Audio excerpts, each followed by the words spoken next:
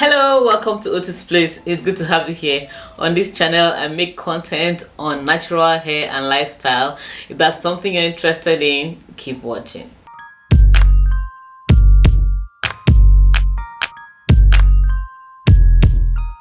I'm looking different today, guys. I got myself some box braids. I wanted a long-term protective style and I thought I should get box braids because it's been over 3 years since I braided my hair with extensions. So I decided to get the box braids and I am loving them. Guys, today's video is me telling you things I did before getting the box braids, because box braids is a protective style. A protective style, for those who do not know, is a style you make on your hair which helps to reduce your manipulation. It covers the hair, it protects your hair from the elements, and all this will help with your length retention. Since it's a protective style, it is meant to protect your hair, but if this is not done properly, it could actually do the reverse. What I'm here to do is just to share some things I did leading up to braiding the hair and all the steps I took to make sure this hairstyle is not damaging at all. So let's get with it. This video is going to be in two parts. The first is the steps I took to prepare my hair for braiding, and the next part is the actual braiding itself. So the first thing I did when I knew I wanted to braid my hair was to get the braided hair. Guys, I had been saying I was going to braid my hair for the longest time, but because I didn't get the hair, I was not really moved to braid the hair. When I got the braiding hair, I knew for sure I was going to braid my hair very soon. When I decided on the day to braid my hair, I washed my hair 2 days before then.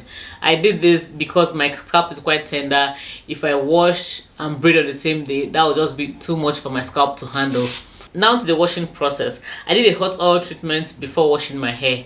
I have a video on how I do my hot oil treatment. I have several I think about 2 or so hot oil treatment videos on the channel. I'm going to link the videos so that you can see what I mean. Yeah, so after the hot oil treatment, I proceeded to shampooing my hair properly. I used a sulfate shampoo for this process because I needed my hair to be as clean as possible. I knew I was going to go in with a style that I was going to take for at least 6 weeks, so I wanted the scalp and the hair to be very clean. It's so important to braid your hair when it's clean. If you braid your hair when your hair is not properly washed or your scalp is dirty, you're going to experience a lot of itching, and that is something you don't want to do when you're in braids. You don't want to be scratching and scratching and scratching your scalp. So make sure that your hair is very clean before braiding your hair. After shampooing my hair to get a clean scalp, I went in with a deep conditioner. Now my deep conditioner had some protein in it because I wanted to strengthen my hair as much as possible for this braiding process. Now guys, I just want to pause here and say I actually detangled my hair properly. I didn't mention this earlier when I said I washed my hair and all that. My hair was properly detangled. You don't want to braid your hair when your hair is tangled, okay? So after deconditioning the hair, I made sure I moisturized my hair properly. Guys, I was heavy-handed with this moisturizer. I wanted my hair to be as moisturized as possible because these hair extensions, these braids, they actually have a way of sucking the moisture from the hair. If you don't moisturize your hair properly and you get braids, you're most likely going to suffer a lot of breakage. Not just moisturizing. After moisturizing the hair, I sealed in the moisture. Guys, you really need to seal in your moisture so that that moisture does not escape quickly. Imagine having braids and your hair inside is very brittle because you refuse to seal in that moisture. If you braid your hair, if you only moisturize the hair without sealing the moisture is going to escape quickly. I said earlier that these things have a way of drying your hair quickly, so you want to make sure you seal in that moisture so that it can last as long as possible. After moisturizing the hair, I put my hair in a protective style. That's because I didn't braid my hair immediately. I wasn't braiding my hair on that day. I put my hair in my hair was in 4 sections, so I braided up those 4 sections and left them without extensions. I did braids and left them like that until the day I wanted to braid my hair. Now that's all for the wash process and how I prepped my hair. I just want to say here that before I actually chose the person who was going to braid my hair, I had a talk with her. I told her the things I would want her to do to my hair and the things I didn't want her to do. Because guys, see, our normal hairstylists here, our normal braiders, they believe in holding your hair so tight. They believe in holding till the last strand. To them, if they don't hold all the hair that they can see, they're not braiding your hair properly. But I told her, number one, I was not interested in her holding my hair very tight. I'm not concerned about carrying my hair for a very long time, because I remember she was even saying, "Ah, if I don't hold it tight, it will get rough quickly." And I said, no problem, I don't have a problem with it getting rough. Just make sure you do not hold it very tight. Now I know that some people's hairline, some people's edges are more resilient than others. If that's your thing and you want to braid your hair to the very last strand very tight, do you? But I'm telling you what I did for my hair. I did not want a situation where after braiding my hair I'll have to take a painkiller. I've heard some people saying, oh, when you braid your hair, take a painkiller so that it will help you deal with the pain. If I have to take painkiller to deal with the pain, that thing is damaging my hair. The painkiller might handle the pain, but the hair will still get damaged, and I didn't want that. I also told her that I didn't want the hair to be so big and so full. What I wanted for her was to part the hair equally. You know, sometimes they have a way of making, you know, sometimes in order to make the hair really full, they will make the back and middle a little bigger than the front. Then in front they'll be cutting the hair very small so that to make it look very full. I said I didn't want that. I didn't want her to make the front really tiny. Everything should be uniform so that the hair will look good. And number two, so that I won't lose my hair. Imagine if the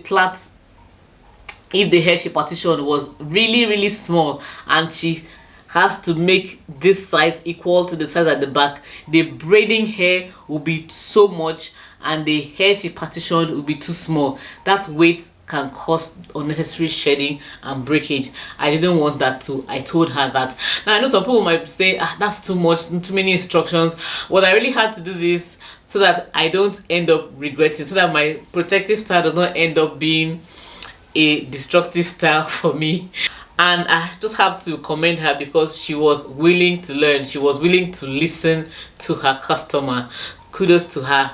Something else that she did was she made sure she moisturized each plait. When she makes a part to feed in the braiding hair, she moisturized it again, just so it didn't get dry, and I was okay with that. That was fine by me. The more moisture, the better for me at that point. Another thing she did was that when she finished braiding the hair, we had to put it in some hot water. What she did was that she secured the hair in such a way that when she put the hot water, the weight was not much in front, because if she did not secure the hair and it was put in hot water, the weight would have been pulling the hair down.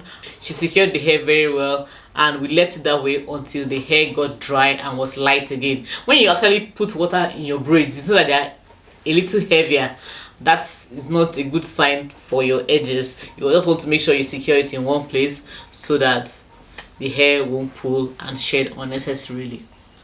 These steps are quite simple, but they are very important to make sure that I don't damage my hair these 6 weeks I'm going to be on braids.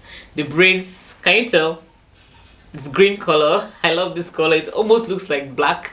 I saw it and fell in love with it and decided to buy it. Yeah. This were 4 days into the braiding hair, and I can see that I've not had any unnecessary shedding. Normally when the hair is very tight, I'm saying it out of experience, when the braids are very tight, after a few days you start seeing those white bulbs. Your hair has shed. Sometimes a whole plait will just be off because that whole side has, shed off, and it's not a pretty sight. That's why when some people take down their braids, you see that they are left with no edges, or they take down their braids, you see some breakage in their hair. It's just because care was not taken while installing the hair or did not prepare their hair accurately for the braiding hairstyle. If you're new to the channel, hello, my name is Otabi. It's good to have you here. Thank you for watching up to this moment. But if you're not subscribed to the channel, please subscribe. When you subscribe, click on that bell by the side, select the all option so that whenever new videos are posted, you will get them. This is a community where we share our hair experiences. I carry you on my hair journey, and also in the comment sections, some people share their tips. It's somewhere where everybody gets to learn one thing or the other. If you're already a subscriber, what can I say? Thank you so much. Thank you for all the support on the channel. We have hit and passed 20k subscribers. I don't know how that happened. All I can say is thank you. Anyone who has watched my video, who has shared my videos, who has left a like, I just want to say thank you. I really appreciate your support. I'm also going to share a video on how I care for my hair while in braids. You don't want to miss that video. Watch out for that video.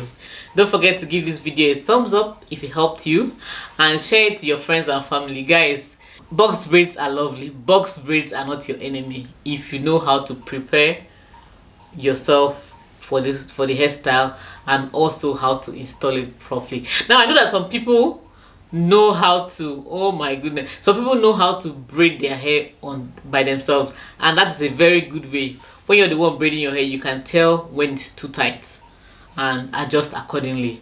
But some of us are not that gifted. I cannot braid my hair myself. I just don't know. It's not something I can do with extensions. Anyway, I can do it without extensions, but I can't do it with extensions. So yeah, that's why I need someone to make my hair for me, and it's all good. Thank you so much for watching. I hope these tips have been helpful. Do have a blessed day. I'll see you in the next video. Bye.